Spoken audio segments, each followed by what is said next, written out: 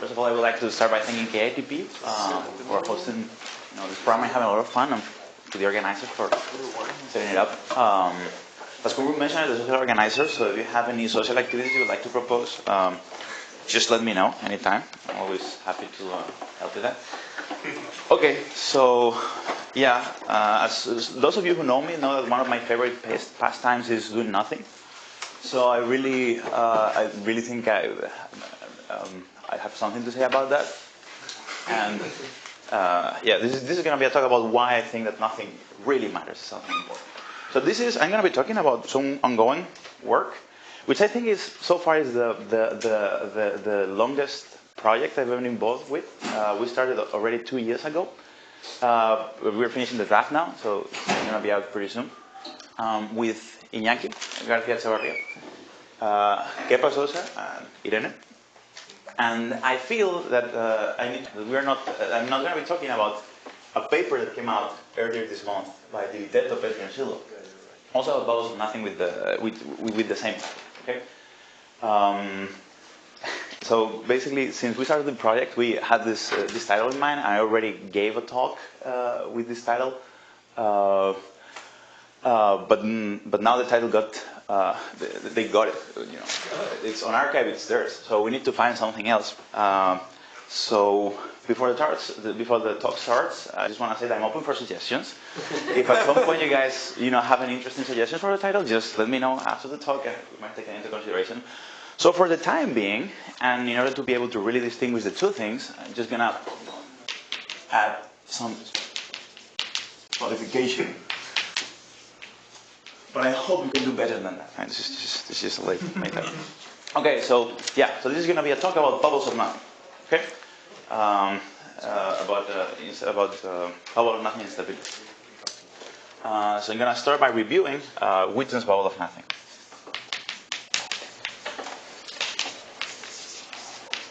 Okay, perhaps it would be better to start with a few words. Why are we interested in this kind of bubbles of nothing, right? Like the broad question that we want to answer is what kind of instabilities can supersymmetric or non-supersymmetric vacua have in consistent quantum theories of gravity? And it's often the case that when we embed a solution in string theory, there's particularly when it's non-supersymmetric, we can always find some sort of instability, which depends on the model. Like sometimes, there's this particular combination of branes that the flux can unwind, and so on and so forth.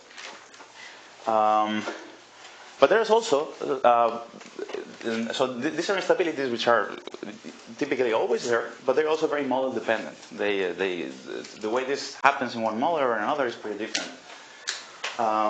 It would be nice to see if there's some sort of universal instability that one can understand from the point of view of low energy effective field theory. But this is an instability of some quantum gravity vacuum.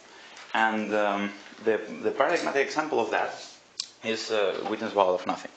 Okay, so the setup for Witten's bubble of nothing is the following. Just consider some Einstein's theory of gravity on 5 dimensions, so 5D gravity,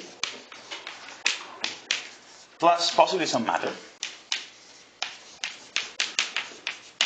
And we're going to be looking at what happens when you compactify this theory to R4 times S1. Okay, so we're going to be looking at the Kaluza-Klein vacuum. Okay, what is the dynamics of this thing? Well, this will start you dimensional reduction. You get the graviphoton, you get a radion, and typically the radion gets a potential. And depending on the matter content of the theory, it might be that this potential has a runaway direction, or it might be that you can stabilize it for particular kinds of matter content, or for instance, one particular way in which you can stabilize this thing is if you have an axiom, and then you just put n units of flux on the circle, then you can actually play around the two things to stabilize it. So if you manage to do this, you have a nice 4-dimensional vacuum. It's a perturbatively stable vacuum. And from the point of view of the low-energy effective field theory, it seems nice. It's just some Kaluza-Klein vacuum. However,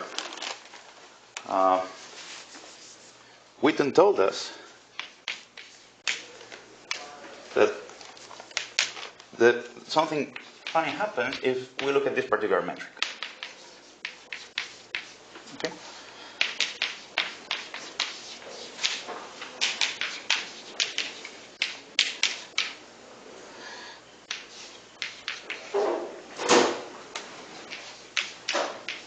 where this guy is parameterized in the compact circle, and these are coordinates on the transfer space. Okay. So what is this metric? This metric is just a particular analytic continuation of the 5D Schwarzschild black hole. When you take the 5D Schwarzschild black hole, typically there's the thermal circle. That is the one you continue back to get the useful Schwarzschild solution in 5 dimensions. But you might also continue analytically along one of the angular coordinates in the angular sphere. And if you do, you get this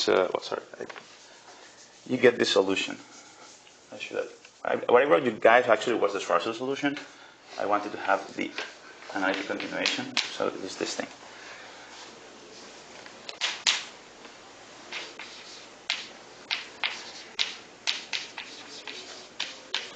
Okay, so I basically took one of the angles of the free sphere, and I continued analytically to Minkowski, and that's why it gets a time-like sign. Okay, so this metric is going to be a solution of the vacuum Einstein equations, and yeah, let's look at what its properties are. So first of all, the one thing that you can see is that it has a coordinate singularity at r equals to r. Now, this is starting general relativity. You got to figure out if this is just a coordinate singularity, you can continue the space-time, or if space-time is actually ending there. And kind of like, for instance, at the origin in polar coordinates. And in this particular case, it's kind of like the origin in polar coordinates, so space-time is ending. Okay, at this value of the coordinate. What is the asymptotics of the metric? For r much bigger than r, this metric looks like this.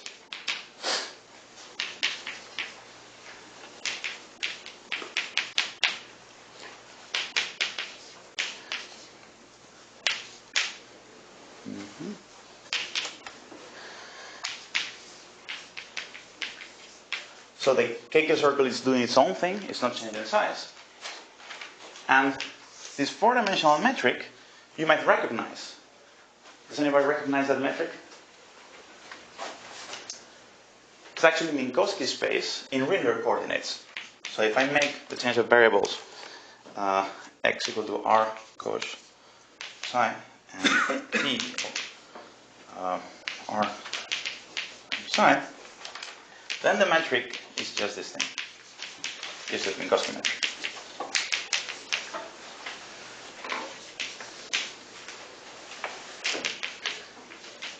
Okay, so this is a metric, the metric that we just constructed, far away from the core when the radius is large, looks like Minkowski, looks like the Minkowski vacuum, right?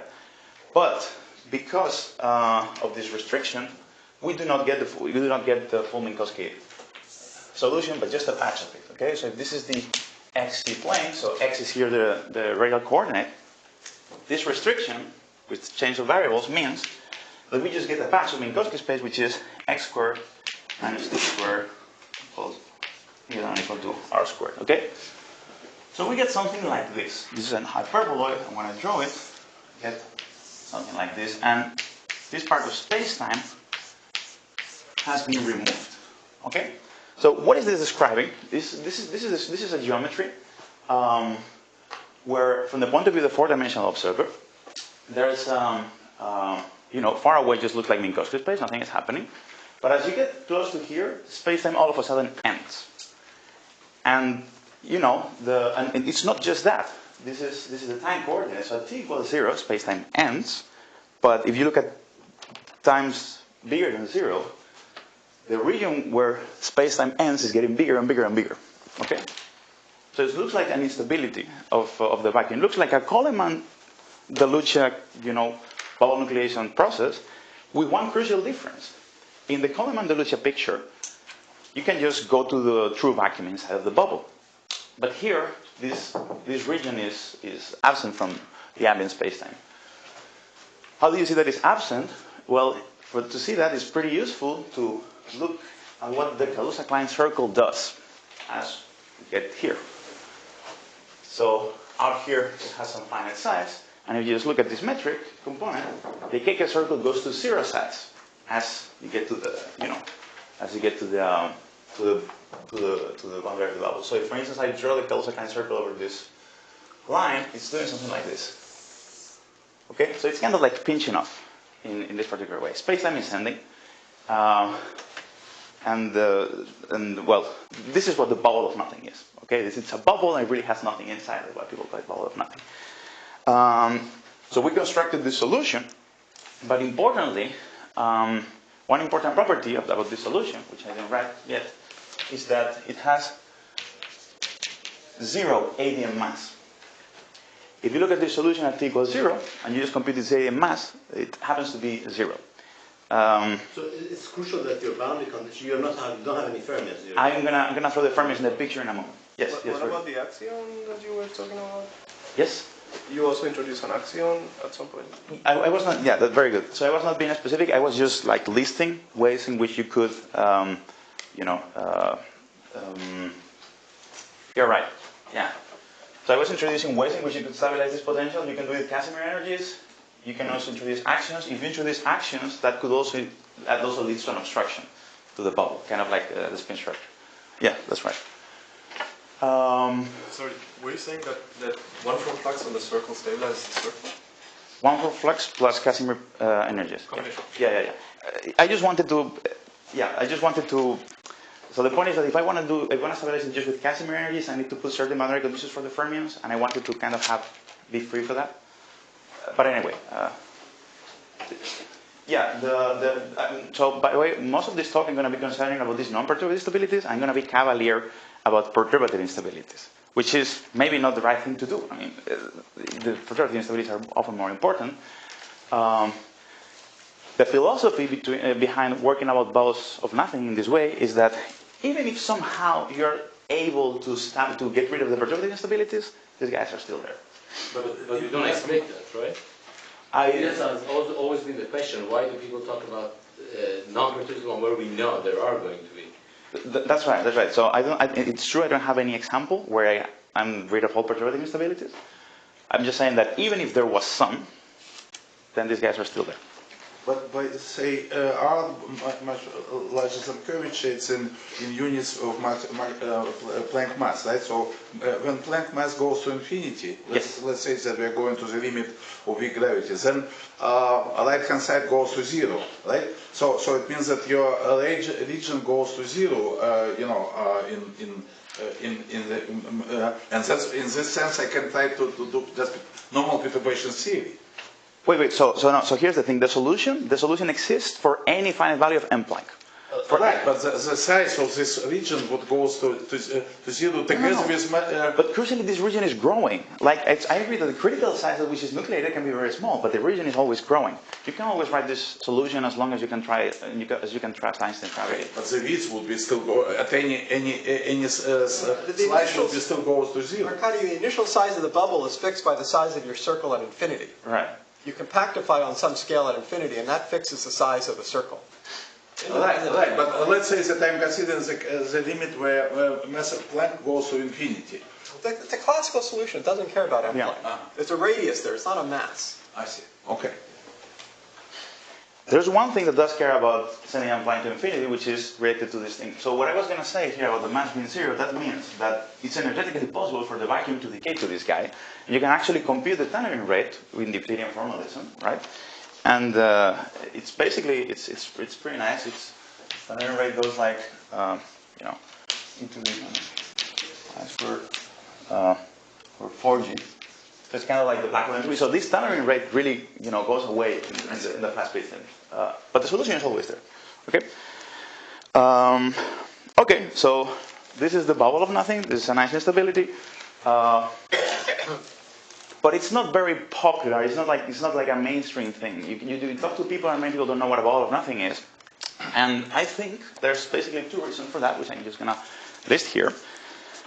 Well, first of all, this bubble exists for a certain compactification, or more generally for very specific geometries. Like people have constructed these things for the circle compactifications, and perhaps things with spheres a little bit more. And the second, which is what Kurman was mentioning, there can be topological obstructions to the existence of the bubble. Okay? And the paradigmatic example of this was given in Witten's original paper.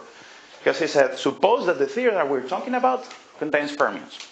Okay? If it has fermions, we need to specify boundary conditions for the fermions along the Kaluza-Klein circle. Okay? So you need to specify the fermions are periodic or antiperiodic. And this bubble solution only exists for antiperiodic boundary conditions for the fermions. And there's actually a very simple way of seeing why this is the case. So look at this picture. There's a Kaluza-Klein circle, and in the bubble spacetime, it's actually the boundary of this cigar. So you can just plot it as a disk. You just say that the Kaluza-Klein circle is the boundary of the disk. Now, if you're trying to define spinors in some simply connected domain, in something like a disk, one of the first things that you learn is that when you rotate the spinor 360 degrees, it picks up a -1, right? So that means that you get a spinor here, when you rotate it 360 degrees on a disk, it must get the antiperiodic boundary conditions. So this thing does not exist for periodic boundary conditions. For antiperiodic, yeah, exactly, it doesn't exist for periodic boundary conditions. So that's another reason why people were not worrying too much about them. Because, I could just always choose periodic boundary conditions, which are the nice boundary conditions for supersymmetry preservation anyway. And, then I could just perhaps break supersymmetry spontaneously. As long as I don't change the boundary conditions of the fermions, this bubble is not going to be there. Okay? So, this is just like I think the basic lore of bubbles of nothing that I think should be important for this. Any questions so far? Any questions? But if the supersymmetry would be present, then you would be looking for a periodic boundary condition probably. That's right. That's what people do. They say, forget about this thing. I'm just going to set periodic boundary conditions and the thing is gone, right? Right. Okay, so the main point of my talk is that these two things are false in general. In general, I'm going to be constructing bubbles of nothing for more general spacetimes, and in particular, I'm going to be focusing most on the second point. This topological obstruction is absent the moment that you start looking at higher dimensions. Okay? So bubbles of nothing, you can construct them for much more general compatibilizations than one would have thought originally. But the obstruction for topological reasons should not be there for any column gravity. That's right. I'm going to be talking about that as well. More general than in particular. Yes. I'm going to be talking about that as well. The point that we're making is that sometimes, so the point that you're making with the Bortesian groups in quantum gravity is a UV point. Sometimes to construct the bubble of nothing using quantum gravity, you need to introduce branes and objects like that. No, one is to write a concrete example. The other one is to know if there is a bubble of nothing. The statement is that even with a circle, with the periodic boundary condition, which you would have thought there is no way, there should be a way to get. That's right, because you could imagine there's some UV object in the theory, some sort of spin defect that you can put here that changes the boundary conditions of the spin. And more than that, you should have it. In other words. That's right. That's right. But introducing this object introduces some sort of UV sensitivity in the picture. I don't know what the tension of this object is from the point of view of low energy effective. It's going to be easy, but the existence is Right. So what I'm saying is that even if one restricts, if you restrict yourself to stuff to bubbles that can be completely described within supergravity, bubbles that do not involve these UV objects in any way, even in that case, it's pretty often the case that the relevant Bortesian groups vanish, and you can have more bubbles than. When you talk about the UV, I mean, knowing that there is a circle is something that is in the UV. Yes, sorry, but there's like a hierarchy here, right? There's the UV, and then there's like this brain-like object, which is really, it's like KK scale versus scale of the tension of the brain, or something like this. But it's not full IR. Exactly. So what I'm saying is that the KK solution here, Witten solution, I can describe using gravity, using effective field theory. This other thing I could. Okay. 5D gravity. Yeah, 5D gravity. That's right. Okay. So that's the plane, and now I'm going to tell you how to construct bubbles more generally. And Kumran already hinted that it's related to Bortesian groups. But I'm going to explain that. I'm going to explain how these bubbles are related to Bordism groups. Okay? So, what did we do here exactly? How did we construct the bubble? Well, we started with some vacuum, which had this topology, and we found some configuration which has so the metric glues well asymptotically, but which had a different topology. You have to imagine that on top of this plot, there's always an S2 fiber over all the place. You know, there's an S2 that never goes to zero size. So the topology of this solution is actually something like S2 times a disk. You know, because this cigar is kind of like a disk. So suppose that now we want to construct a bubble of nothing for your favorite Calavia compactification. So there's some Calavia manifold times flat space, right? And you want to construct a bubble like this. Well, then you should be looking for solutions that do something like this, where instead of having the circle here, you got the Calavia, or whatever compactification space you have, and that somehow so if this is your compactification space is some compactification space X with D dimensions. Instead of the disk, you have some D plus 1 dimension manifold, or D plus 1, such that the picture holds. So you're actually, if you're looking at a theory in D dimensions, and you're looking for a bubble of nothing for a compactification of XD times R D capital D minus little d, then the bubble is going to have, topologically, it's going to look like this.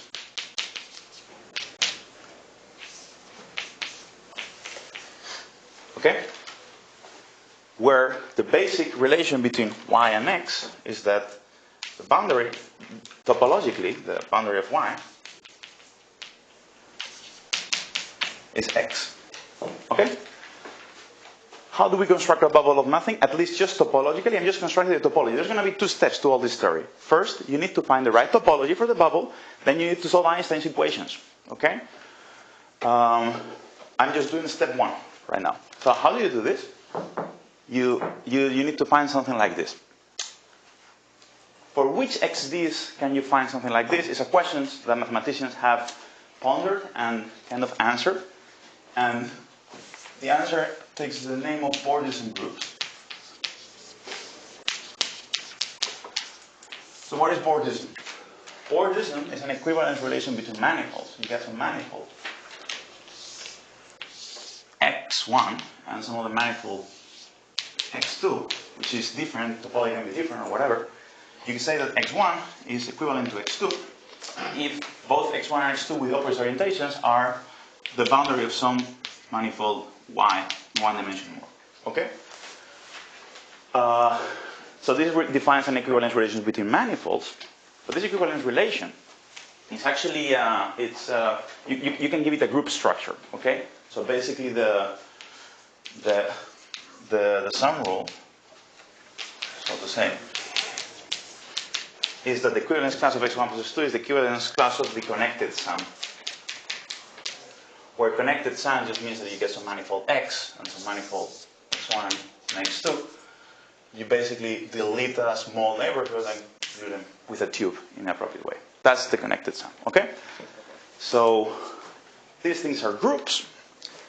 The important point is that these groups have been computed by mathematicians, so we don't do a lot of work for us. And we're only gonna have bubbles for the trivial class. The things that are cobordant to a point. Okay, so I'm gonna be calling those guys null Bordisms. Okay. There is any questions so far? Yeah. Yeah. So, from the point of view of the higher dimensional space, this is just a homology group, right? No. This is not homology. This is not just homology, right? These things can there can be cycles here that can shrink here and there. Yeah. It's not just homology. It's a more coarse description. So you can have things with completely different homologies which are cobordant. Okay.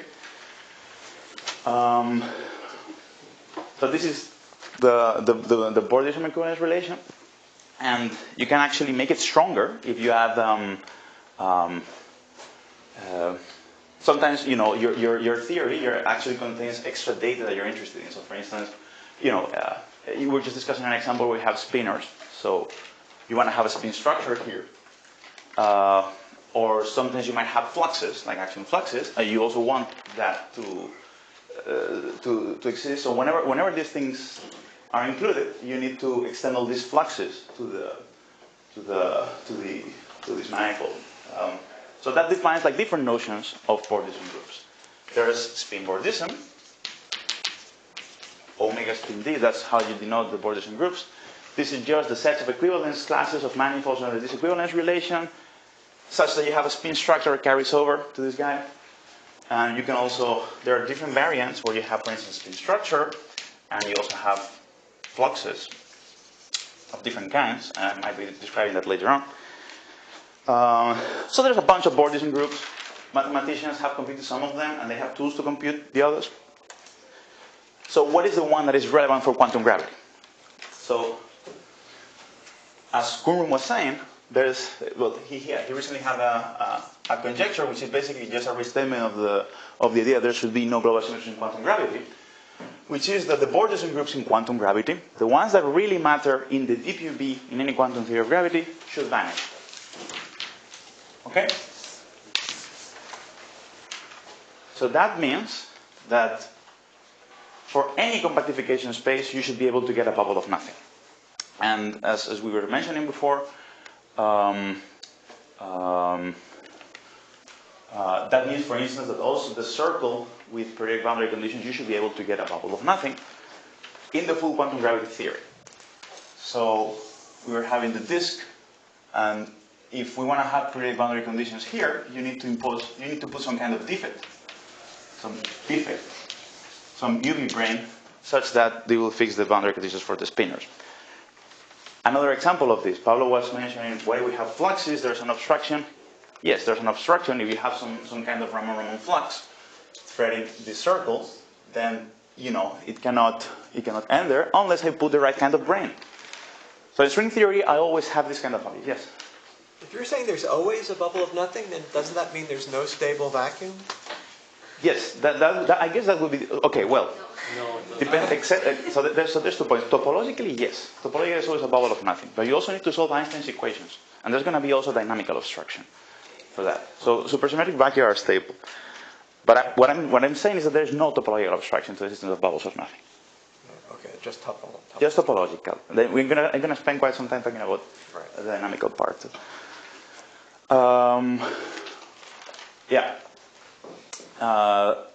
So this is the thing that should be true in the DPUB.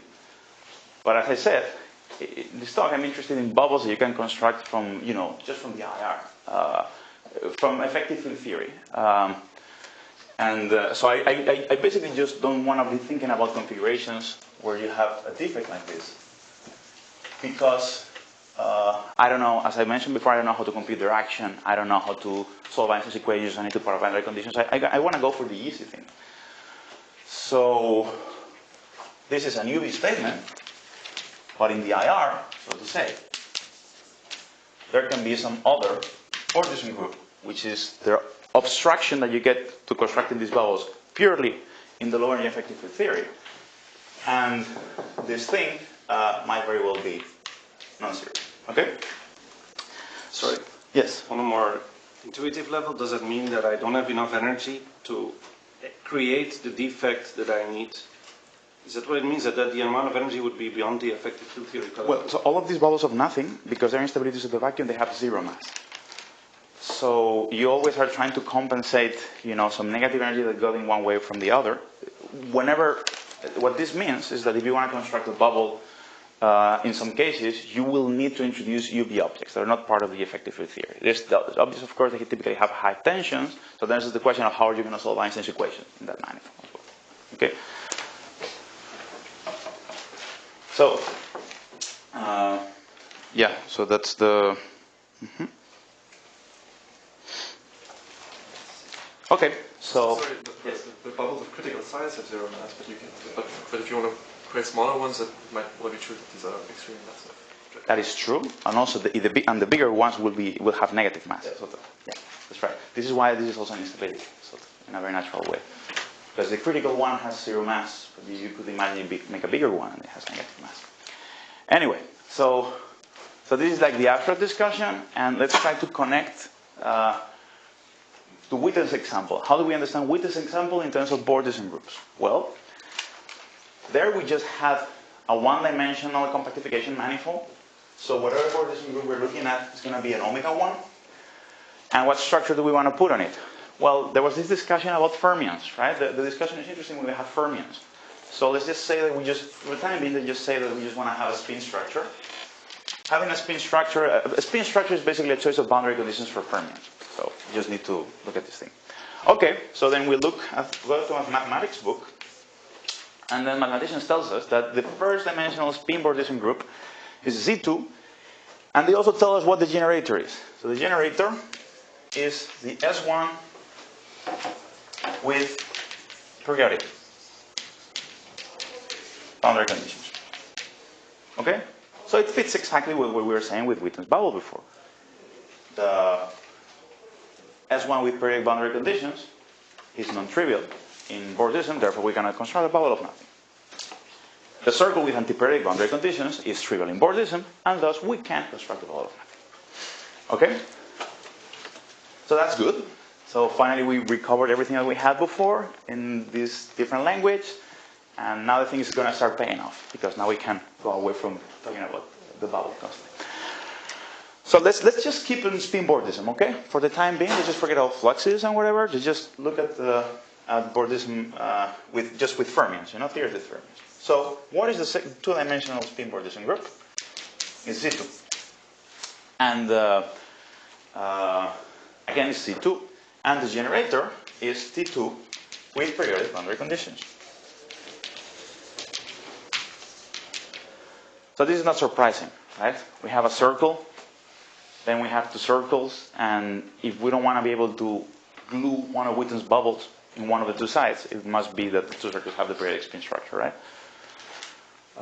Otherwise, I could just, you take the torus, and if this cycle has the periodic boundary conditions, then it just glue Witten's bubble of nothing there. That's not what it is.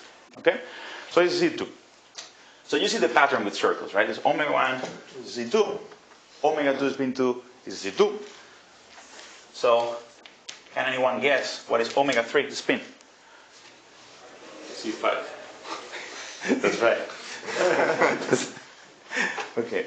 Okay, so we have one bet. One bet is Z5. We have any other bets? Come on. I'm trying to. Of course, obviously I'm trying to. Zero. That's right. That's zero. Yeah. Okay. I wanted someone to say C2, because of the thing. But that's right. The third dimensional spin Bordism group is 0. And when we first learned about this was a mind blow, because this is telling you that any three manifold whatsoever with any spin structure is the boundary of someone else. So there's no topological obstruction for these guys. There's just no topological obstruction for the system of bubbles of nothing. In particular, if you take a T3 with periodic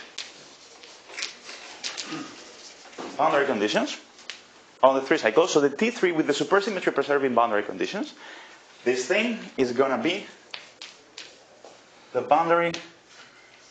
It's going to be the boundary of some four manifold, which I'm going to call B, because I'm going to be writing about it a lot.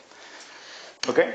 So, one thing that we did is we analyzed this scale. We beat this problem to death. We analyzed it in detail. I'm going to tell you what the Bordism is, what this weird guy is, topologically first, and then we're going to move on to try and solve Einstein's equations. Sorry, this is a well-known B, though. Okay. That's exactly right. It was just not well known to us, I guess. But it's part of the F3. Right. Yeah, indeed. Yeah. F3 construction. Yes. It's just So the solving is done already. Yeah. Topology. Topology. F3. I mean, he has to get there, but the whole point of the project is the dynamics of the bubbles. That's right. So, to understand how in the supersymmetry case is forbidden, and whether we can say that as in every time you break supersymmetry will be allowed or not. That's how you break supersymmetry.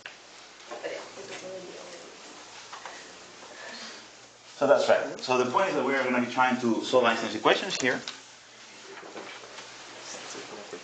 And then there's going to be two cases. When you just solve Einstein's equations in something which is a consistent truncation of a supersymmetric theory, we should not find a solution. Because if we were to find a solution, that would be an instability for a supersymmetric vacuum, which cannot happen. So we're going to first be doing that, and then I'm going to show you how you can evade this in a non-supersymmetric vacuum, in a non-supersymmetric construction, in an interesting way, such that you do get a bubble. Okay? So finite action solution of Einstein's equations for this topology. Okay? So indeed, as Kurman said, that guy, the guy that such that its boundary is T3 with all periodic boundary conditions, is actually just dp9 with a hole. Okay, so you start with dp9, which is just going to be writing as elliptic as a vibration over the P231 vibration over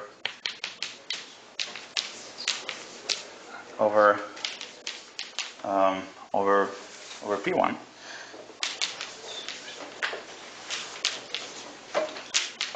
Okay, where this thing has degree 4 and this thing has degree 6. Okay, so then you have also like E1, E2.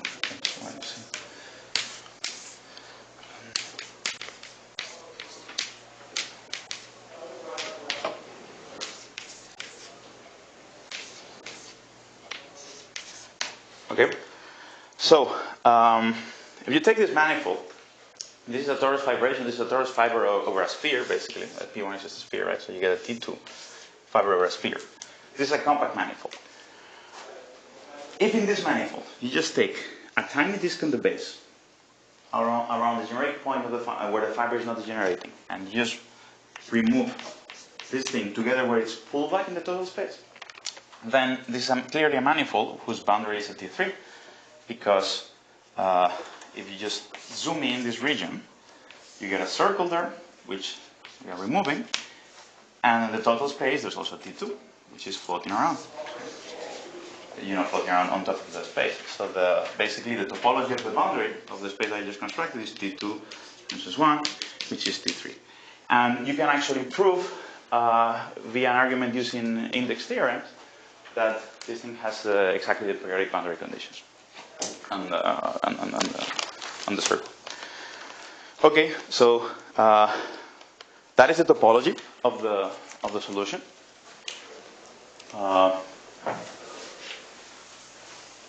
Now we need to try and solve Einstein's equations there, right? Which is going to be a challenge. This is a complicated. So when you look at it on the other side, you just look at and how this space looks away from this disk. You can just write it as a elliptic vibration, as a torus vibration over a disk where the fiber pinches at 12 different points. So it's a complicated space where there's a torus which is pinching in 12 different ways. So you're going to solve Einstein's equations there. And first I'm going to explain why we cannot just solve Einstein's equation. We're going to solve Einstein's equations, R mu nu, T mu nu, right? And we want to do it with a particular asymptotic, particular metric. So the metric that we're going to be using, remember, the Bordism is always topologically a product like this. So we're just going to have a warped sphere over the basically Bordism.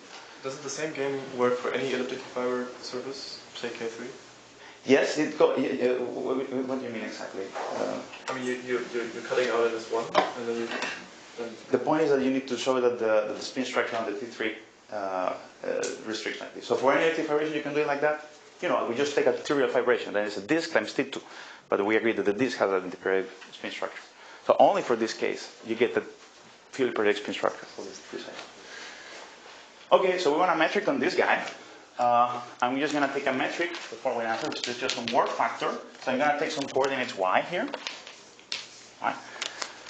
So there's going to be some warping factor, y, and then, you know, the Brown's metric for the sphere, plus some metric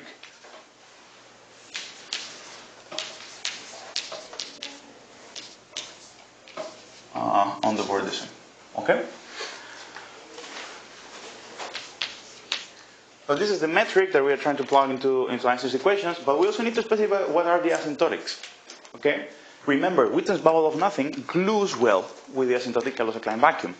So we need to ask that the same happens here. So if I'm just going to deform this picture to squeeze the vorticen to say that there's something like, you know, just drawing it in a different way. So there's some T3 close to the boundary, and then there's this thing where, you know, it's got holes and whatever. So what should happen is that there's some sort of, out of these y coordinates, there's some combination which is some sort of radial coordinate, such that when r is, you know, going to infinity, this guy goes to r, and this metric on the vorticen, HAP, DYA, DYB, goes to something like dr squared plus the metric on the black T torus, okay? Such that, you know, the total metric is just, well, it becomes what we want. Asymptotic. Okay? So just basically this radial coordinate in the vorticen combines with the angular coordinate here. Okay? So, excuse me, I mean, what you've written down is just a spatial metric at one moment of time. Oh, sorry. I was sorry. No, at some point I switched to solving the Euclidean equations of motion. So I'm solving Einstein's equations in the Euclidean. So the bubble of nothing that we were discussing here, you're right, sorry. The bubble of nothing we were discussing here was a Lorentzian metric. Okay? But we got it by analytic continuation of the time of one of the angular coordinates of the Euclidean Schwarzschild metric. So I'm just thinking it's a lot easier if you know, to find a solution, all you have to do is solve the constraints. That's right. That's everything about right. the bubble, you know, can be formulated in terms of initial data. That's right. So you just take one moment of time. You don't need to solve the full Einstein. That's right. We thought about that as well. In the end, it's going to be the same because the obstruction that we get to constructing this bubble comes from Witten's positive energy theorem, from the positive mass theorem. So it's about surfaces at constant time. So in the end, it's just solving the constraints. But isn't this just the usual stringy cosmic strain? What really? That's right. We're going to be using that metric too. So, but is it different? No. So the problem. So of course, there's a Ricci flat metric on this manifold, which is the one you constructed. Well, we didn't construct it. We just borrowed the technology from existence of it. To actually explicitly construct it, nobody has been able to do it. Right. But we can do it in the singular limits explicitly. Like T4 mod Z2 is an example. You take T4 mod Z2 and cut it in half, that's an example. So if you're okay with singularities, you're fine. So explicit metric, nobody has today been able to write. Right, so part of what we've been doing, we've been making this patchwise construction where we define the metric patchwise and we try to glue it together. And it's an exponentially good approximation to this metric. It's not exactly. Yeah, so that's the kind of thing we studied in that paper. Yeah. You're trying to write an approximate metric, is that what you're trying? So I'm saying that the metric you have in that paper also becomes singular at the degenerations of the fiber, right? So we also needed a metric which was good in the total space. So we can also regularize Winter physics with tau nats. Just glue the tau nat metric there. It's not that. But what I was going to say is that metric is Ricci flat.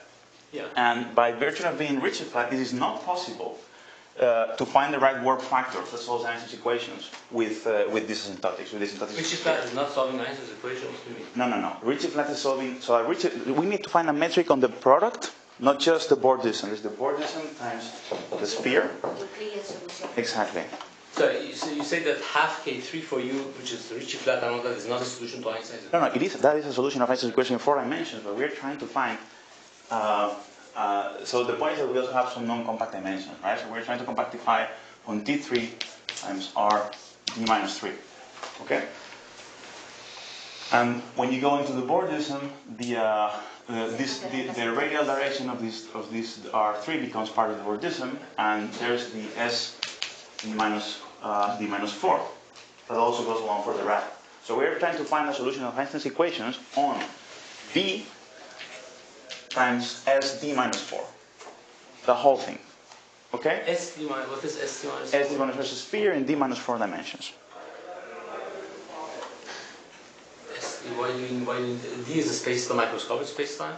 Yeah, it's a microscopic space-time. Why do you need that? You can just take one of the directions of the space-time and just do it. Just take a domain wall. But then it's going to be a flat, that's right, that would work, but then it's going to be a flat domain wall. It's not going to have the flat space asymptotics. It's going to be like a bubble where the critical you radius... You want to find a bubble? So the bubble you're describing has infinite critical radius. Yes. So it's not a finite radius? It's not going to, exactly. We're going to one finite radius. So you're going to look for 5-dimensional at least, or say more dimensional. That's right. Yeah, I should have said that. So I'm looking now, in the same way that with Witten's bubble of nothing, we're looking at compactification of 5 dimensions on a circle. We're going to be doing now our compactifications to our D minus 3 times T3. And then we're going to try and construct a bubble using this factor. Okay? And we're going to bubble of finite action, so the flat bubble that you construct with the semi-flat metric wouldn't work for us. Okay? So for D equals to, for one of them it would work. If the dimension was one-dimensional for you, that would be exactly what you want. You want more dimension. That's right. But in the one-dimensional case, it will work. That's true. Yes, because there's nothing else. How much does this depend on having flat space, Minkowski? Because you're saying that supersymmetry prevents this from happening, but if you don't have supersymmetry, you probably won't have flat Minkowski. Right. So not too much. So we just solve the equations in the flat case. I don't know what should happen. You would expect that this kind of bubbles are also there, in, for instance, in ADS and in the sitter. But we just didn't solve the equations in those cases. Okay. So it's just solving Einstein's equations. Let me just go actually describe why this equation with these asymptotics doesn't have a solution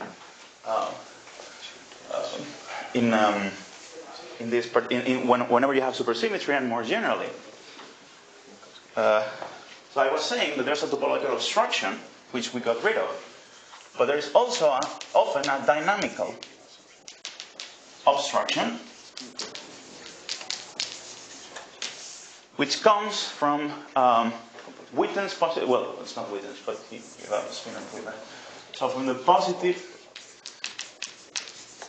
energy theorem.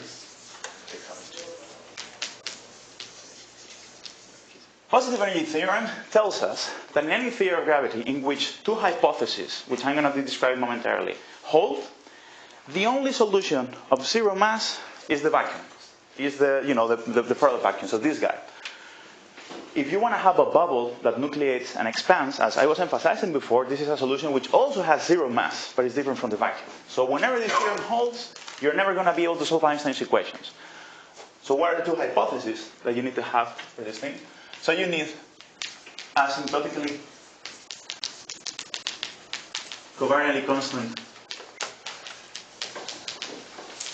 spinors. Okay, so you need to be able to define spinors in your space, which are covariantly constant, close to the boundary of the Bordism, which is the same as saying that you should have covariantly constant spinors here. And there you see the connection with supersymmetry. Whenever you have compactification on a supersymmetry preserving background, you at least have one covariantly constant spinor. So we're not going to get rid of this assumption. This is almost, just determined by the asymptotic metrics, so it's not going to change too much. The second condition you need to impose is the dominant energy condition. It's a local energy condition. So there's the asymptotic condition and a local energy condition.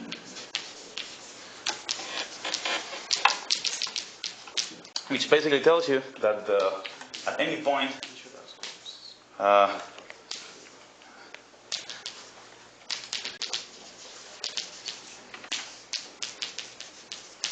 it basically is telling you that the flux, so if this is a time-like vector, then the flux of energy momentum tensor into any time-like direction should be a positive, should be a causal future pointing vector. It's basically saying that locally, energy density can outflow faster than the speed of light. Okay? So, these two hypotheses hold whenever you have supersymmetric compactification. So that's why you don't get a bubble.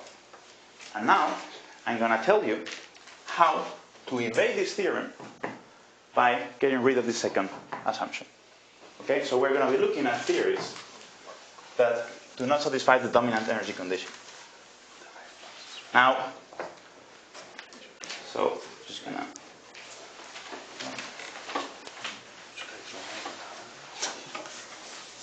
So, no dominant energy condition, we're going to see leads to a bubble. How reasonable is it to just say that you violate the dominant energy condition? The way I presented it seems like this very natural condition that energy density should be the flux of energy should not be faster than the speed of light. Well, we know classically it's a reasonable hypothesis classically, but quantum mechanically, so it can be violated by quantum effects. So dominant energy condition is violated by quantum effects. It's also, for instance, violated by negative energy density. For instance, also violated just in ADS. Just this version of the energy condition that I just wrote is violated in ADS. So, yeah, it seems like a nice condition to have at the classical level, but not quantum mechanics. On the other hand, a random violation of the dominant energy condition is also not good, because it can lead to traversal wormholes, time machines, and things that we wouldn't like to have. So, what we're going to be doing here is we're going to be violating the dominant energy condition by quantum effects, and in string theory, these are not so different from higher derivative terms. Quick question. Yes? Why do you hate traversable wormholes? Sure. Why do you hate traversable wormholes? Oh, well, sorry. Traversal wormholes which are shorter than the distance from the outside, that's a time machine. Sorry, I was not precise. Why do you hate time machines? Look, I love time machines. You know, Alexander. You know I love these kind of things, but I just... let's put it like this. It's not too crazy to forbid these things for the time being. Yeah, it's okay. It's okay. That's, if you have ideas in that regard, I would like to hear about it. Anyway, so we're going to try to violate these things with high relative terms. Okay? Which are also different from quantum effects in string theory. Often in string theory compactification, what looks like a classical high relative term in one frame, it's a quantum thing in the other. So I'm just going to write down the concrete Lagrangian of a model in which we can construct the bubble. I'm going to describe how to construct the bubble.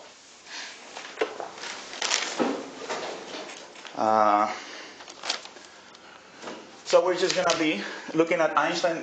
We want it to be string inspired because later on we're going to actually be embedding this thing in string theory. This is another reason why the high derivative terms that we're looking at are actually a good choice.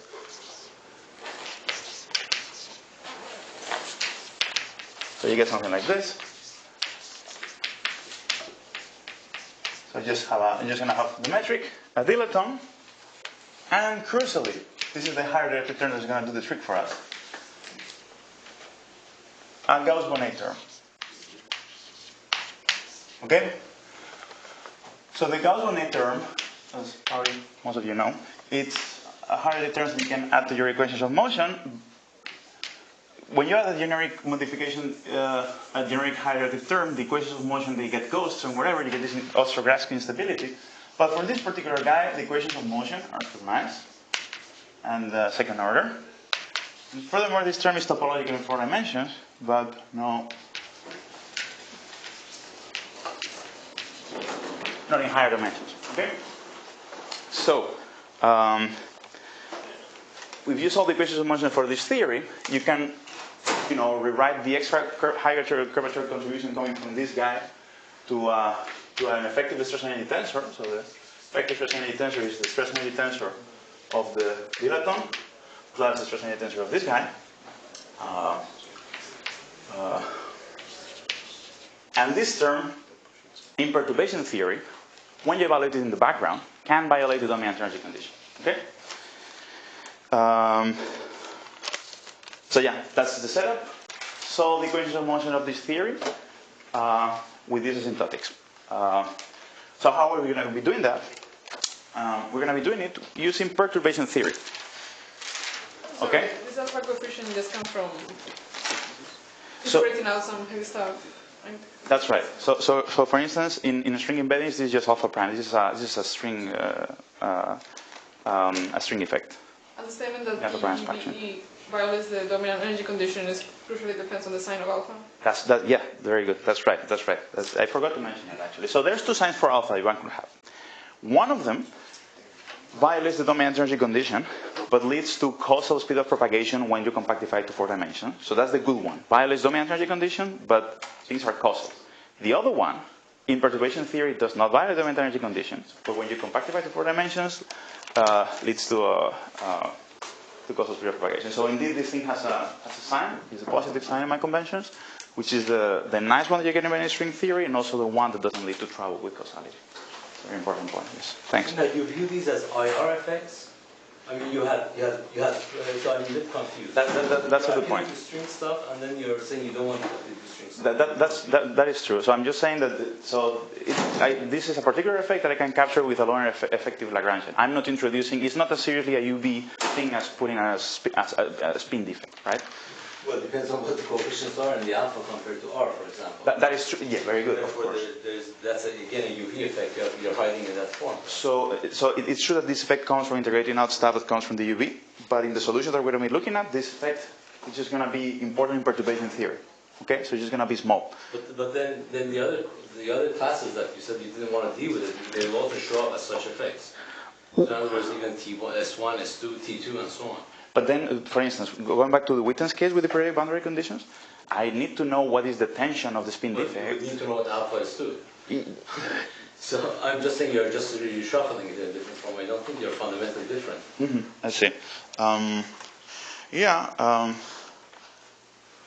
It's not fine. Pure IR. If you just it's Einstein's theory, that's it. Then I would understand. I think that's a point well taken. I would just say that for the spin defect, I need to understand what are the interactions with these guys and so on and so forth. Here is just one coefficient, but I see that it's just a matter of other things. Yeah.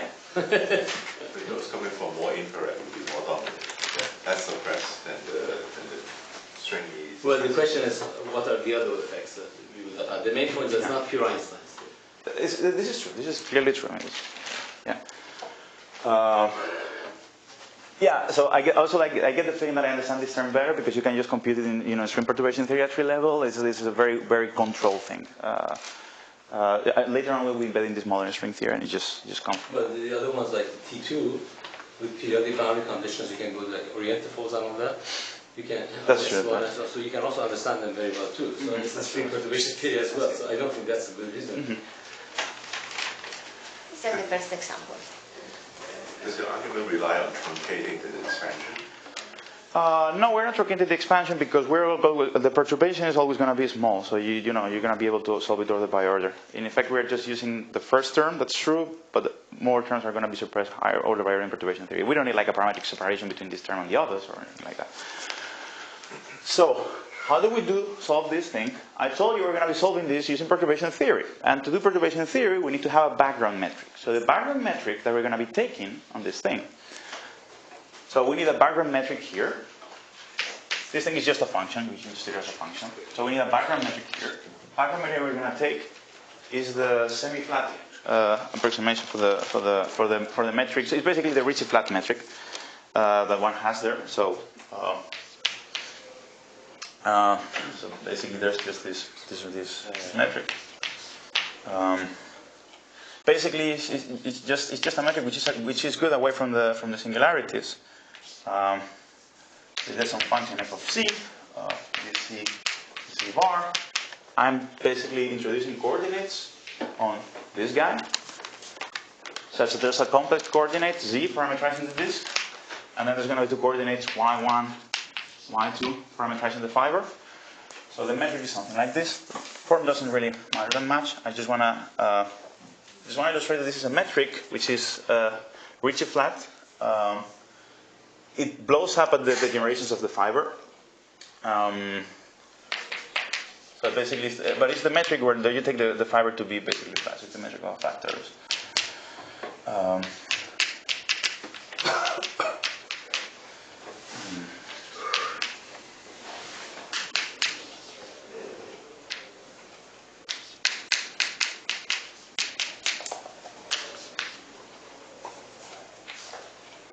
Okay, so just get this particular background metric, and we're going to be solving this. As I said before, you start with this metric, you only get flat solutions like straight domain walls. So what we're going to be doing it, the way we're going to be doing it is, So I'm drawing the Z-plane that I drew here, like just stays on. This thing has a torus vibration on top of it, which is pinching, you know, in some points, actually in 12 points. I'm just going to draw 5 of them. So what we're going to be doing is the following. It turns out that the Gauss-Bonnet perturbation, the source of the, we're going to take this background metric, turn on the background, the Gauss-Bonnet perturbation, and solve solve to first order the linear Einstein's equation for the perturbation of the metric. Now it turns out that this Gauss-Bonnet perturbation is very much localized as this course. So actually, you can find a solution if you just you say that the metric of the bordism is, as usual, the true metric is so the background plus something like this. So it's just like a component scaling of the metric. That's all you need to solve equations in this case. And this perturbation is just, you know, alpha r Gauss-Bonnet. So basically, we're going to be solving it in stages. First of all, we solve this Poisson equation for the metric in the near horizon region of the bubble, where all the cores are localized. So basically, there's some small region, where some region which is small compared to the total size of the bordism, but large compared to the size of the cores, where this thing is a small perturbation. We can solve the Poisson equation there. It's just Poisson's equations, and that gives you a boundary condition for the metric here. But you're implying that perturbation in alpha. If you will do perturbation in 1 over m, then it goes the other way around. In 1 over m? Yeah, let's say the Planck mass go to infinity, then you would start from mass square. Look at your equation. Am I not allowed to always work in Planck units if I want? So everything is 1 and then this thing is small? Okay, but in this sense, I mean, I don't know, it depends what you call perturbation, right? Yeah, okay, so the energy scale associated to this guy has to be below the Planck scale, for sure, much smaller, yes. If that's your point, I completely agree, yes, that's right. So basically you solve Einstein's equation here, inside perturbatively, and that gives you some boundary condition here. And the point is that it's not obvious, I guess, from the way I'm explaining it, it's certainly not obvious to me. But by solving equations by solving Einstein's equation like this, with this perturbation gives you the extra source that you need to be able to glue the metric, the perturbative metric that you have here, to the asymptotic, to something with the right asymptotics far away. So this perturbation becomes an initial condition for solving the full nonlinear Einstein's equations here. In this region, the Gauss-Bonnet term is small, so we don't care about it anymore. Just solving Einstein's equations numerically here. So in this region, we just solve them numerically. The whole point of this story is that turning on this small perturbation, it's a small perturbation in this core, but by turning on this small perturbation in this core, it's actually enough of a change that we can actually do what we couldn't do before. We can glue with the asymptotic metric. And we need to do that numerically, but for sure we need to make sure the junction conditions are satisfied. So just to make sure I understand, the original metric you start with, is it actually singular at those 12 points where the fiber degenerates, or is the curvature finite everywhere there? So the perturbation. Okay, so original metric before you perturb it. Right. So that metric, the metric that I wrote down here is singular, but we also have a regularization for that metric close to the singularities. Okay, so this is a metric that we're only taking to be the actual metric, slightly away from the course. Away from the course is regular. Close to the course, we know what the exact corrections that we need to put are. So the full metric is regular everywhere. So it's regular in string theory, or as actually? No. In GR. Okay, so you can actually replace that with some Ricci flat metric that would be tau nut. Yeah, it's a tau nut metric. That's how you regularize this guy. Put tau nuts in. Yeah, you need to glue the tau nuts to the semi-flat regime, and then the semi-flat regime you need to glue to this guy. Okay, so the only problem originally is the asymptotics were. That's right. That's the only problem. We were not able to match the asymptotics, and the amazing thing is just by turning this perturbation is small here, but it changes the boundary conditions enough that now you can glue it. So what we're doing is actually just perturbatively close to the original metric, just in this region. In this other region, it's not anymore. So if you look at the original string condition, you have a flat infinite radius situation, which means that if you started with a finite radius sphere, Right. Then it would want to become infinite radius. So is it true that this term is bringing an attraction force to balance it? That's how I understand it. So it balances the... Yeah, it's giving an extra negative mass contribution so that you can get a zero mass thing, which still the... so the alpha wants to contract the sphere. That's what I think. Question? Yeah. So normally, I mean, if you're integrating out stuff, you will get other higher dimensional operators. Yeah. Apart from this one. Yeah. So how important is it that you're ignoring all of this? Well, I mean, I'm just solving access equations in this model. So you just change the hierarchy of operators, then the whole thing might change. But I'm going to be embedding the model. How generic is the situation where this is the more important, for example? This is a proof of concept, okay? I'm just saying that that there's no topological obstruction, and this dynamical obstruction you basically get rid because the dominant energy condition just doesn't hold generically. And I'm just showing you a very simple model where I just do those two things at the same time, and bam, there's a bubble. Also, this model, I'm just going to show you that it is this particular model with these higher derivative terms embedded in string theory. So that's, one would think for the model. But yeah, this is far from constructing these things in general, of course, for sure. There might also be like, maybe you have a non-supersymmetric situation where for some reason dominant energy condition is satisfied, and then this also wouldn't work. Okay. So basically, you solve for these things, and we actually have the action for the bubble. So it's a number. It's an actual number that you need to compute numerically.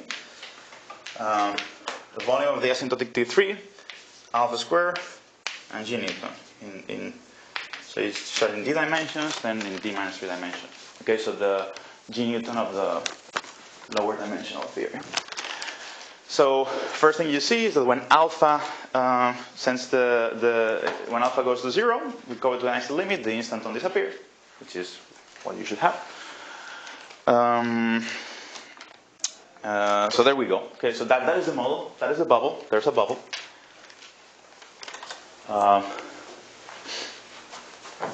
Questions?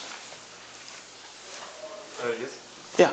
Do you have estimates for alpha in say string compactifications with exponentially small SUSY breaking? And in particular, can you estimate whether or not this is a faster decay than known decay channels such as brain? So the honest answer, no, I don't have estimates, but I would guess generally bubbles of nothing are more suppressed than, for instance, in-brain bubble nucleation. That's always the case. We do have estimates for these kind of terms at 4D, right? So this is like K wedge C2 in the Calavia alpha.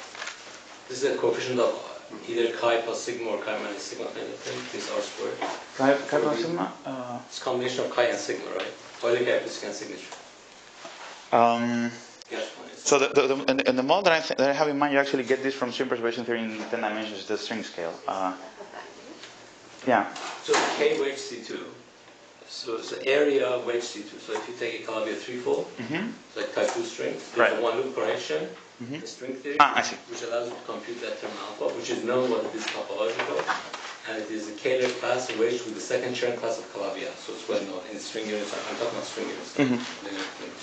It's computable. So you could check. You could check formulas.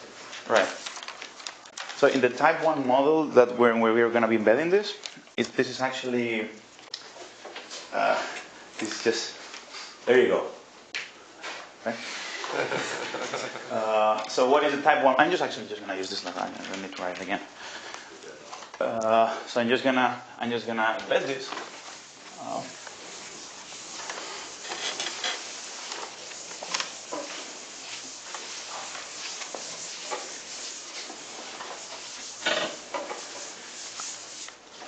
I'm just going to be embedding this in type 1 string theory. So we're going to be considering type 1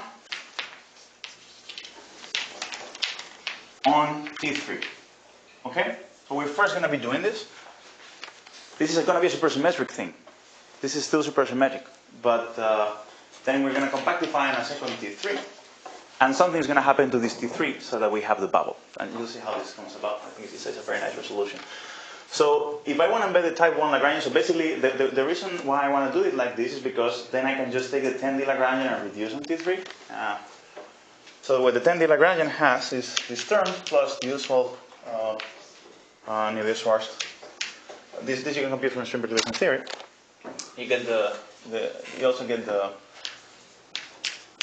Navier-Schwarz terms plus the gauge fields.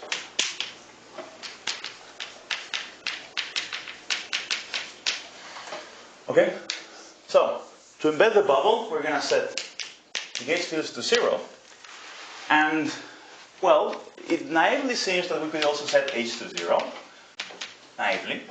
So if we set h to 0, then the action that we have is the same. You can just embed the bubble straight away, right? So this is an action, you should think of this as an action in 7 dimensions. I'll come back to it in 7 dimensions. And then I have this second T3, so in the second T3 I could embed the bubble in this way. However, there is one ingredient, one crucial ingredient that I'm missing, which is that type 1 has a Bianchi identity. So you cannot set h to 0, because dh is equal, let me get the coefficient straight, yeah. Trace of r squared. Okay? Now, the question is, does our Bordism turn on this trace of r squared? The answer is yes. Has a non-trivial index, it's a 4-dimensional manifold that turns this thing on. So we're going to have some h. So if you just draw the Bordism like this, you get the T3, and then, this thing here is the Bordism. By using Stokes' theorem, what you learn is that on the asymptotic T3, there's going to be these many units of H flux.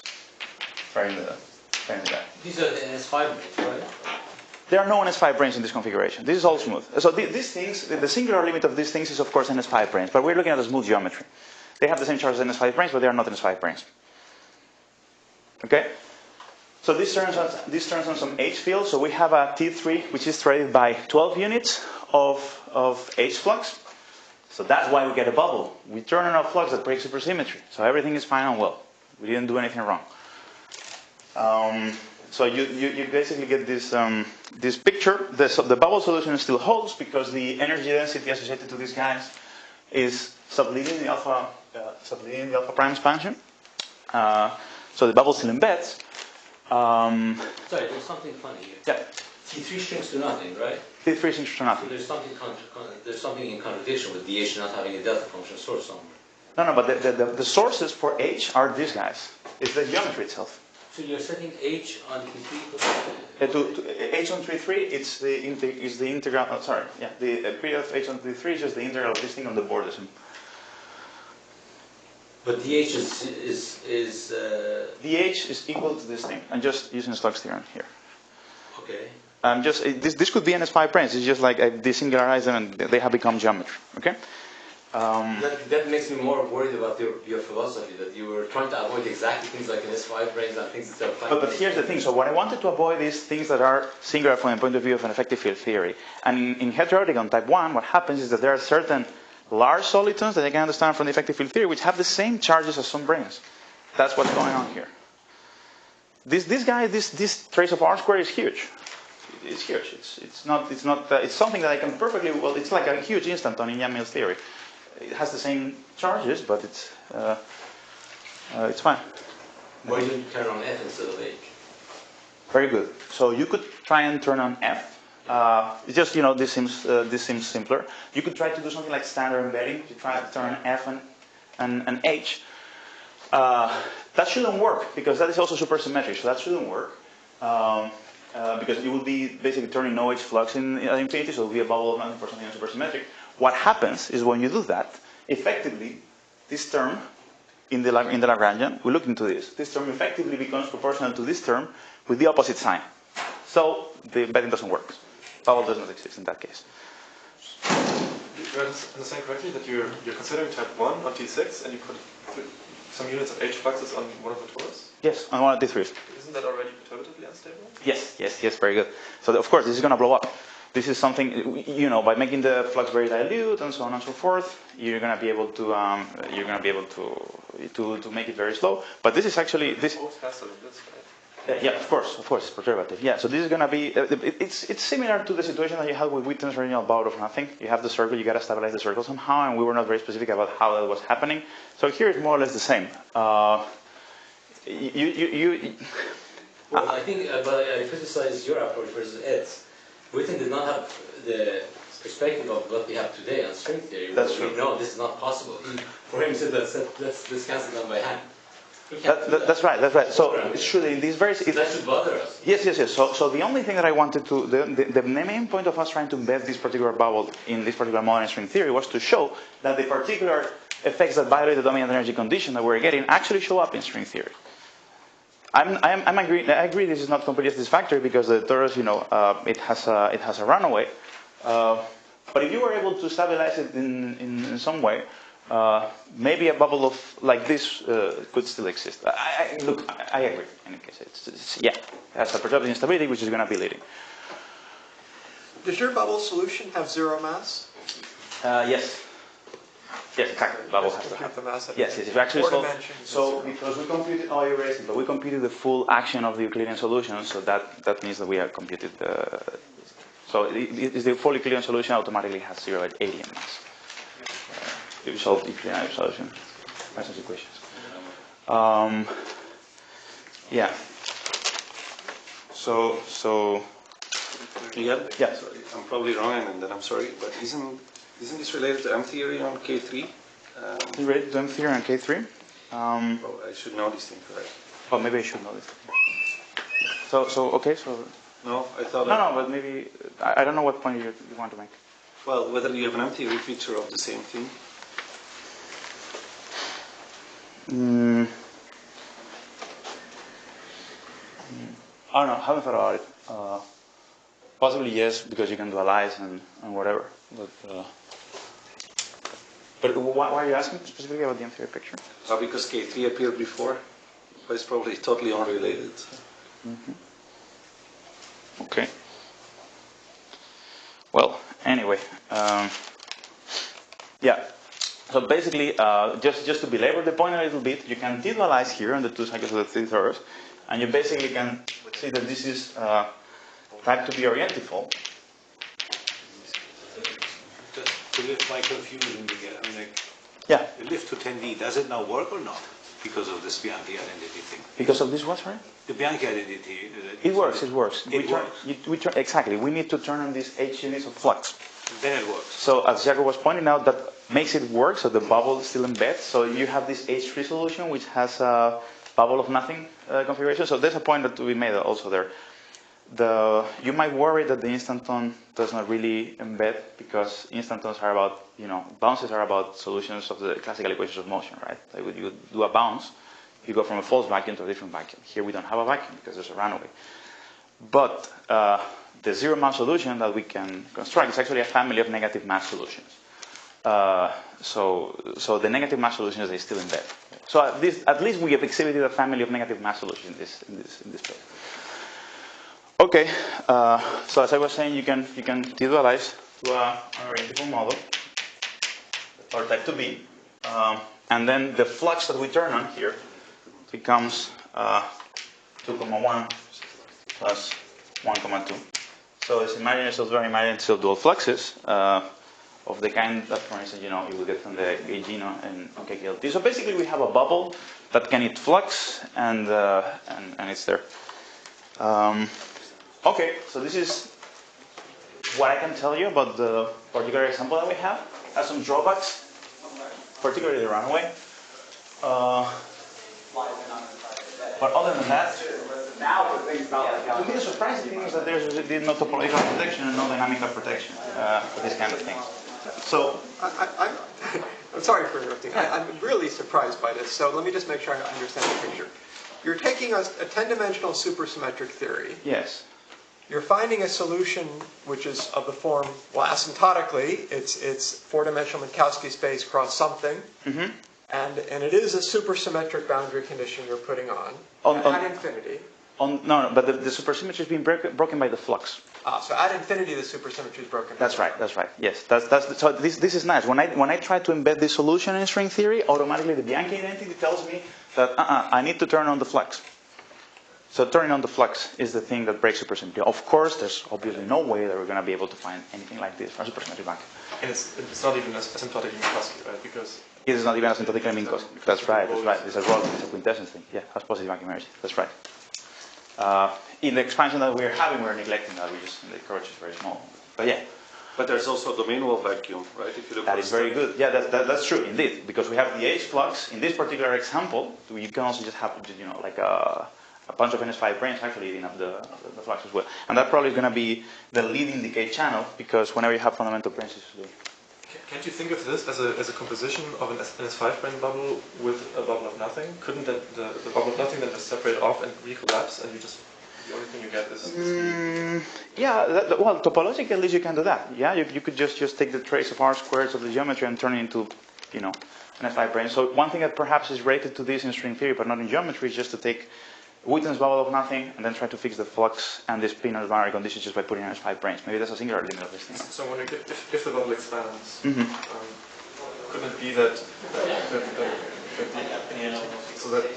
from the bubble that's expanding, it splits into two? One is the bubble of nothing, and the other one is the NS5 branes expanding? And the serial bubble recollapses? Certainly not in the perturbative description that we have. Still a bubble of nothing. Even if it's dressed by some brane? Yes. There's going to be a force vacuum decay to a true vacuum. Well, okay. Okay, now, yeah, maybe we can. I just wanna make the more general points. Now, this general remarks. How can we extend this? How general is this picture? Where can we hope to find more things like this? Well, the four-dimensional speed Bordism group is Z and is generated by K3. So K3 is topologically protected like no one. But omega 5, omega 6, and omega 7, they all vanish. So you would expect that constructions like this can be done for Sasaki-Einstein guys, Calabi-Gauss, manifolds of G2 alone.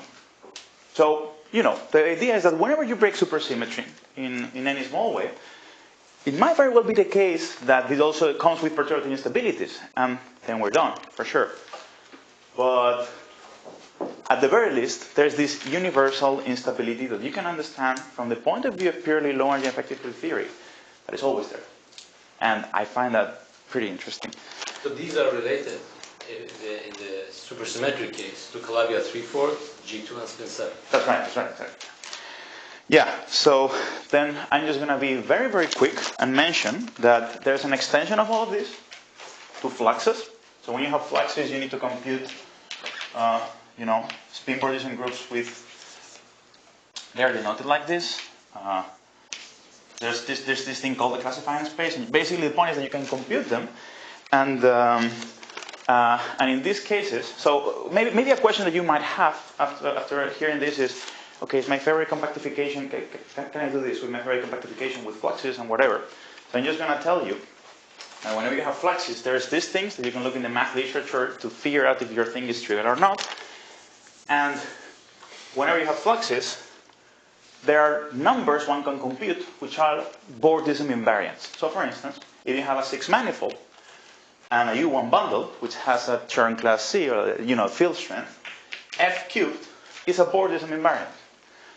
So, as long as this thing holds exactly your theory, for a U1 bundle this holds, but I'm being careful here.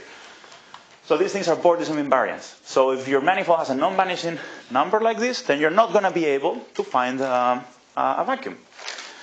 So examples of flux compactifications like this, for instance, your favorite ADS5 cross S5 has a non-trivial Bordism invariant, which is just the integral of F5. So this guy, you're not going to be able to construct an energy Bordism that is going to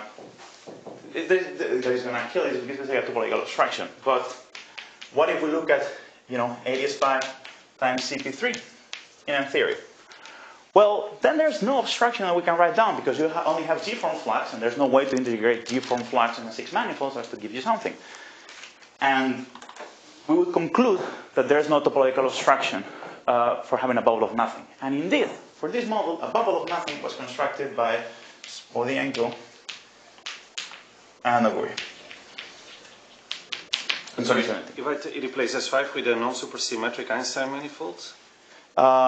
It would still, for this case, there's not much you can do about it because you can always integrate this on any 5 manifold. Unless you make it very weird, like non-orientable or something. But you still expect an instability. Yeah, you should still expect an instability. Yeah, exactly. Yeah, it could be different. Yeah, so yeah, I will just mention, just you take it for whatever it's worth. There's been a lot of discussion in here about this massive path to a vacuum, right? Which in a minimal model you can construct by turning on F4, F0, F4, and H3 fluxes as a compactification to 4 dimensions. There's also no Bordism invariance here. The vacuum is supersymmetric, but you might also suspect that there's something not working quite right with the construction. And if that is the case, perhaps you could still have some sort of bubble of nothing in a vacuum like this. So the initial argument you don't have bubbles of nothing is the positive energy theorem. It's about having unitary supersymmetric theory. Perhaps what happens in these kind of examples is you get a non-unitary but supersymmetric theory. Just saying that there's no topological obstruction for this guy to decay, and perhaps there's something there. So that's the take-home message. Nothing really matters, so let's just go half lunch.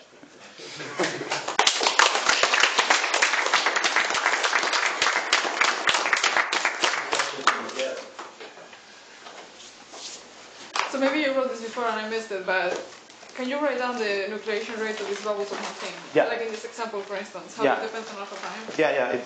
I did, but when I was quick. It's like this. So it goes like a number, volume of asymptotic torus, G Newton in D minus 3 dimensions, and alpha squared. Alpha primes. Alpha prime squared. Sorry. That's right. Okay, and my second question is, so do these, you're saying like this thing breaks supersymmetry because of the flux? Yeah. But isn't this unstable to, annihilating the flux with some, if you have some brains around? But crucially, then the true vacuum is supersymmetric, right? That's right. So this thing is unstable in a number of ways. So first of all, there's a perturbative instability, as Jacob was saying. But there's also this flux. There's also this flux, this like basically NS5 brains that eat up the flux. That's more like a, this is more like a Coleman de Lucha kind of thing. Right. And then the vacuum, the endpoint of the vacuum for that is supersymmetric. That is a valid decay channel for this guy. I'm saying that this guy also has this other decay channel. Sure, but what is the decay rate? So I haven't computed it, but it's very likely going to be less suppressed than this one. So you're going to be faster? It's going to be faster. So you're going to decay into the Susie breaking vacuum faster than you're going to nucleate this bubble? Yeah, statistically yes. The point, so the only point... Therefore you cannot make these bubbles? Well, I mean, no, it's a statistical thing. There's a chance that you could, right? Sure, but the decay rate... It's going to be much suppressed. You got to be lucky or unlucky depending on your point of view, I guess. The point for us is that there's a universal instability. There's a universal kind of instability that you can find in any bubble. It's often not the leading instability. It can be perturbative, it can be some other... Whenever you have a Coleman de Lucha kind of thing, it's always typically less suppressed. It would be nice to have an example in which... this is the leading instability. I completely agree. Thanks. Yeah. What if you would apply the similar reasoning to a GKP vacuum with SUSY breaking freeform fluxes? Because you see, you might conclude from your analysis there is an instability, but the KLT is correct. They get quantum corrected to supersymmetric ADS vacua, and they should not be unstable. Yeah, that's a good point. This is just the topological obstruction. This is just telling you there might not be a bubble. As we've seen, that's not enough. You need to have the dynamics. So in guessing that KLT is right, then in the supersymmetric vacuum, you're going to be obeying the dominant energy condition. Maybe you're obeying the dominant energy condition also before quantum effects. And, so there could also be examples where, for some random reason, you obey the dominant energy condition, and this thing doesn't decay. But it's really interesting to study that case because, the 0.3 flux, it will not be enough, but the 1.2 that is induced locally in the condensate, it might be the source of having this bubble. That doesn't break SUSY. That doesn't break SUSY. It's flux. 1.2? No, that's precisely the point. One has to study the dynamics, so I don't know the answer. But if you study the dynamics and you are violating the corresponding energy theorem, and you could have the bubble, the fact that you could have a bubble in a supersymmetric vacuum, what tells you that supersymmetric vacuum is inconsistent. There is something wrong with it. So it would be a way also to try to to distinguish what strain inspired supersymmetric vacuum are actually consistent, no, with quantum gravity. If you find a bubble of nothing in something that shouldn't have it, then something is wrong. But we have to study the dynamics, I mean. But you will get in the usual problem that you need to solve a classical system because you always have to analyze Einstein equations, and then you need to know how to do that from 10D. Yeah, but the point, the take-home message of this thing is you get these higher terms can be important, so it could go either way, I guess. It would be pretty interesting. So the point is that, you know, supersymmetry by itself is not protecting you from having bubbles of nothing. It's supersymmetry plus unitarity. Okay? The proof that in a supersymmetric theory, the mass is positive. Uses the positive definiteness of the inner product. So if the way that some of these vacua, if it was possible that some of these vacua, the way they're wrong is because they don't have secretly they become non-unitary. It might be that in the logarithmic reaction you could embed these things. It's just a dream. Or, well, you know, maybe a dream is not there. This is recorded. So it's just like, you know, it's a possibility you might think of. In ADS, the Gauss-Bonnet time can have negative. That's right. Yeah. So I haven't thought about that, but that's right. In ADS, it can go either way, and we actually have concrete examples where it goes either way. So this causality analysis is very much Minkowskian. So one question I have is that we know we live in a non-supersymmetric background. We don't know if it's stable or not. Let's assume it were stable. Then we know there is a bubble of nothing, if the cobordism statement is correct. Right. Do we have any ideas of how to estimate that? The nucleation rate. Whatever else we are given. We have compared it to potential models for the de Sitter decay. So I don't know how, without knowing, like even to construct this bubble, I need to know that some details about the compactification. Like just from pure IR, just from the point of view of, you know, the lower dimensional theory, the de Sitter, I don't see a way. You know, this nucleation rate depends on the size of the internal dimensions and things like this. It would be great, like, that's really a dream for me. It would be great if one could have a more general understanding of this and connect this decay rate to the breaking of supersymmetry. And then, yeah, we could apply it more generally. Any other questions? No, this time, thank you.